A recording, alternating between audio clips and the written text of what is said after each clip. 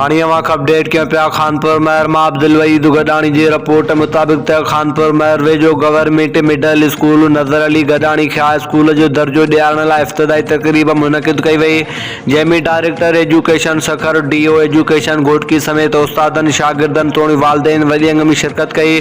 School जे इफ़्तिदा director education Sukkur Abdul Waheed इंडड़ कयो। ख़बर मूजिब खानपुर महर वेझो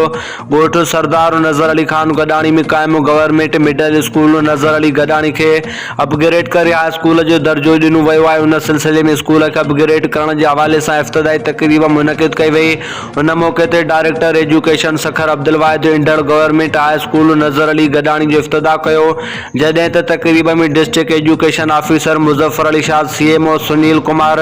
हेड मास्टर मोहम्मद रफ़ीक कोलाची, उस्ताद मोहम्मद पनाह गडाणी, बादशाह खान गडाणी, मौला बश्कू गडाणी, उस्ताद इरफान गबोल, उस्ताद दाद मोहम्मद गडाणी समेत उस्तादनि, शागिर्दनि तोड़ी वालिदैन वॾी अंग में शिरकत कई।